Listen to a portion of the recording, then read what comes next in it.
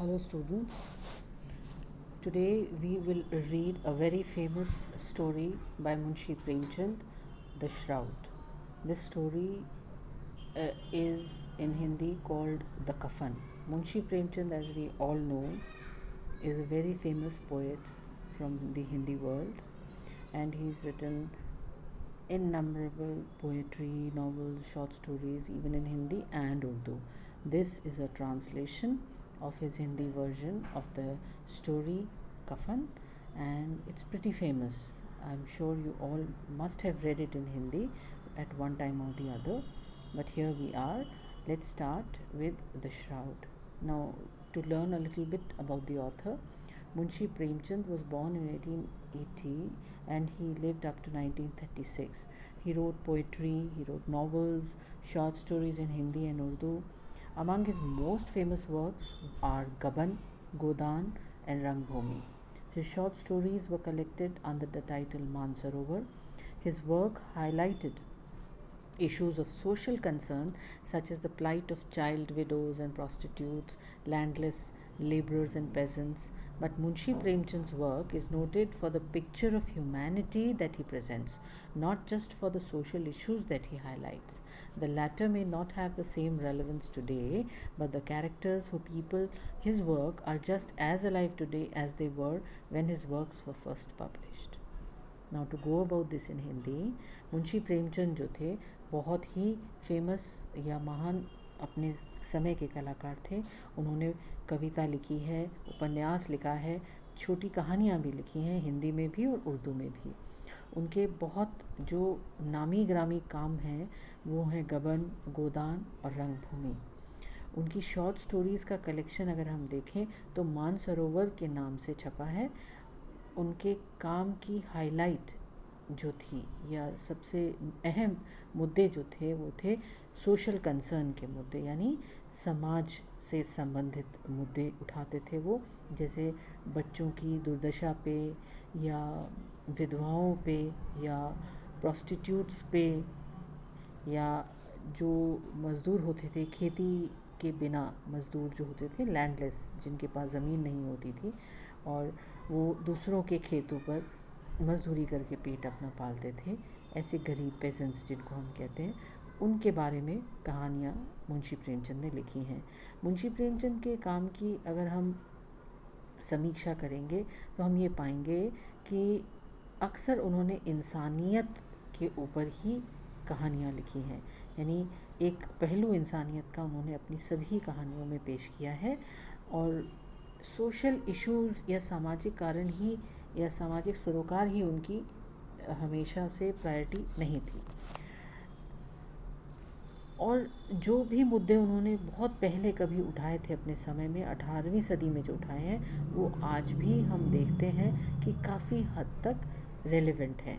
यानी आज भी बहुत हद तक वैसे परिस्थितियां ना होते हुए भी हम देखते हैं कि इंसानियत के जो पहलू उन्होंने छुए थे वो आज भी वहीं के वहीं हैं. अब अगर इस कहानी के बारे में हम जानना चाहें तो the shroud places before the reader two of the most unappealing characters to be found in fiction. इतिहास में कहानियों के जितने भी अनपॉपुलर कैरेक्टर्स रहे होंगे, अनअपीलिंग यानी जो बिल्कुल भी नापसंद, बिल्कुल भी पसंद ना आते हों, नापसंद किए जाने वाले अगर दो हम चरित्र उठा कर देखेंगे तो वो इस कहानी में हमको मिलेंगे. नाम है Ghisu and Madhav. A father and son who are poor and lazy, uncaring about their own welfare as well as that of their family. यहाँ तक कि वो अपनी ही परवाह नहीं करते, अपने लिए तो लापरवाह वो हैं ही, पर परिवार की भी चिंता उनको बिल्कुल नहीं है. इन दिस केस, इस कहानी में अगर हम देखें तो Madhav wife Budhiya, who when the story starts is in the throes of labour with no help at hand. हम इस कहानी में देखेंगे कि माधव की पत्नी जो है बुधिया, वो चाइल्ड बर्थ के पेन महसूस कर रही है, उनसे गुज़र रही है, यानी उसके बच्चा होने वाला है और लेबर पेन से वो गुज़र रही है, जबकि उसके पास कोई मदद नहीं है. As the story unfolds, the reader is told about the way of life of these characters, marked by poverty, hunger, and want, yet also by a determination to do as little work as possible to get by. और जैसे जैसे कहानी आगे बढ़ती है, पढ़ने वाले को, पाठक को पता लगता है, बताया जाता है कि ज़िंदगी कैसी है। इन दो चरित्रों की ज़िंदगी में सबसे इम्पॉर्टेंट या अहम मुद्दे हैं भूख, पॉवर्टी, गरीबी, हंगर एंड वांट, आवश्यकता, ज़रूरतें हैं इनकी जो कभी पूरी नहीं होती, लेकिन उसके बावजूद yet also by determination to do as little work as possible to get by, यानी जीवन यापन के लिए कम से कम काम करना पड़े, ऐसा ही इन दोनों चरित्रों का प्रयास रहता है। कहानी हम पढ़ते हैं, जैसे जैसे हम कहानी पढ़ते जाएंगे हम उसका अनुवाद या हिंदी करते चले जाएंगे समझने के लिए। At the door of their हट father and son sat silently beside dead fire while inside the son's young wife Budhiya was thrashing about in the agony of childbirth. कहानी खुलती है, ये पिता और पुत्र अपनी झोपड़ी के सामने बैठे हैं, डेड फायर के सामने बैठे, silently beside a dead fire, यानी आग बुझ चुकी है और उसके ही सामने ये दोनों बैठे हैं, आग के सामने, झोपड़ी के बाहर। और अंदर क्या हो रहा है? While inside the son's young wife, जो पुत्र है यानी माधव जो है, उसकी जवान पत्नी जो है बुधिया जिसका नाम है, उस thrashing about in the agony of childbirth, उसको बच्चा होने वाला है और वो लेबर पेन्स में हाथ पैर फेंक रही है। थ्रैश करना मतलब हाथों पैरों को यहाँ वहाँ फेंकना, दर्द में जब हाथ पैर इधर उधर गिरते हैं उसके लिए ये यहाँ पे थ्रैशिंग शब्द का इस्तेमाल किया है लेखक ने। From time to time she would let out such a piercing scream that both would get startled. और क्योंकि ये बुधिया जो है बहुत दर्द सह रही है और ऐसे में रह रहकर उसकी चीख निकल जाया करती है और उस चीख से ये दोनों सक पका जाया करते हैं। They get startled. It was a winter night. रात कैसी है? सर्दी की रात है।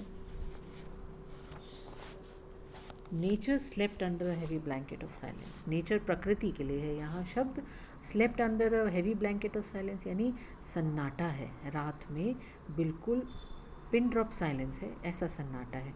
द एंटायर विलेज ले submerged beneath the spell of darkness, पूरा गांव जो है वो ऐसा लग रहा है जैसे अंधकार की चादर ओढ़े सो रहा है। It seems she is not likely to make it, आपस में ये दोनों चर्चा कर रहे हैं कि लगता है वो बचेगी नहीं। You have spend the whole day running to and fro, just go in and have another look. Ghisu से, घीसू जो पिता हैं अपने बेटे माधव से कहता है कि तुम दिन भर ही ऊपर नीचे होते रहे हो, अंदर बाहर होते रहे हो, एक बार और देखा हो जाके, मुझे लगता नहीं है कि ये बचेगी। Madhav answered in an irritated tone, अब जैसा कि घीसू कह रहा है कि माधव दिन भर अंदर बाहर होता रहा है तो वाजिब सी बात है कि वो इरिटेटेड है, यानी वो इस समय तक आकर बहुत परेशान हो चुका है अंदर बाहर होते। If she has to die, कहता है अगर मरना ही है, why doesn't she get it over and done with, मर मरा के काम ख़त्म क्यों नहीं करती। What can I do by looking at her, मैं जा के उसको देख कर क्या कर सकता हूँ। अब माधव एक्चुअली क्या है कि वो बहुत मजबूर है, खुद ही गरीब भी है, वो इस समय अपनी पत्नी की मदद तो कर नहीं पा रहा किसी भी किस्म की, बार बार सिर्फ उसको देख कर आ जाता है क्या हो रहा है, और उसका दर्द हो सकता है कहीं ना कहीं इसको छू रहा हो, और उस इरिटेशन में वो कह जाता है कि मरना है तो मर ही जाए, काम ख़त्म करे, मैं कर भी क्या सकता हूँ बार बार जाकर उसको देखने से। You are a heartless fellow, लेकिन शब्द जो हैं वो बड़े निर्दयी से साबित होते हैं, और बेटा जब ऐसा बोलता है तो पिता को पसंद नहीं आता। वो कहता है you are a heartless fellow, तुम्हारे दिल नहीं है क्या। सच infidelity to someone you lived with for a whole year, आप ऐसा दिखा रहे हो, ऐसा बर्ताव उस महिला के लिए जिसके साथ पूरा साल तुम रहे हो, यानी जो पत्नी तुम्हारी थी। इनफिडेलिटी बेसिकली अनफेथफुलनेस के लिए यहाँ पे शब्द यूज़ हुआ है, लेकिन यहाँ पे यही कि आप उसके प्रति वफ़ादार क्यों नहीं हो, अभी भी उसका ध्यान तुम्हें रखना चाहिए, वो पत्नी है तुम्हारी। I can't see her writhing and thrashing about. और यहाँ माधव कह देता है कि पत्नी है, लगाव है, तभी तो उसे दर्द से कराहता हुआ वो नहीं देख पा रहा है। They belonged to a family of Chamar. अब ये अगर हम वर्ण और जाति की बात करें तो हमारे देश में हमेशा ऊंच नीच और गरीब अमीर रहे हैं, वर्ण परंपरा रही है। और चमार जो थे वो अनटचेबल्स या अछूत माने जाते थे। और ये दोनों ही जो है ये एक चमार परिवार से हैं। The lowest among the untouchable caste since their caste dealt with animal hides. और ये अनटचेबल्स या अछूतों में भी सबसे निम्न कोटि की कास्ट मानी जाती थी उस समय, क्योंकि इनका काम क्या होता था, जानवर की खाल निकाल के उसका काम करते थे। And these two had earned a particularly bad name for themselves in the entire village. और ये जो दो पिता पुत्र की जोड़ी थी, इन्होंने तो स्वयं के लिए बहुत ही बुरा नाम कमा रखा था। पूरा गांव जो था वो इनसे कतराता था। Ghisu was notorious for working for 1 day and taking of for 3 days। Ghisu तो बदनाम था कि अगर वो 1 दिन काम कर लेता था तो 3 दिन कम से कम आराम करता था। Madhav was such a shirker that if he worked for half an hour he would stop and smoke his pipe for an hour. और माधव जो था वो इसके लिए बदनाम था कि यदि वो थोड़ी देर काम कर लेता था, आधा घंटा भी अगर वो काम कर लेता था, तो फिर वो 1 घंटा बीड़ी पीता था, पाइप बीड़ी पीता था। So the two of them seldom found work. और यही कारण था कि इन दोनों को बहुत ही कम काम मिला करता था। If they had even a handful of grain in the house they would swear of work. यदि मुट्ठी भर अनाज भी उनके पास होता था तो वो काम नहीं करते थे। A couple of days starvation would induce Ghisu to climb a tree and break off some twigs for firewood, which Madhav would sell in the market. और यहाँ तक कि यदि 2-4 दिन भूखे रहना पड़ जाए तो भी उन्हें फ़र्क नहीं पड़ता था। 2-4 दिन की भूखमरी के बाद ही घीसू जो था कभी पेड़ पे चढ़ के उसकी कुछ टहनियाँ तोड़ लेता था और माधव जाके उसे बाज़ार में बेच आता था। After this the two would loiter about for as long as the money would last. और इससे जो थोड़ा बहुत पैसा मिल जाया करता था उससे ये आवारागर्दी करते थे, लॉइटर अबाउट।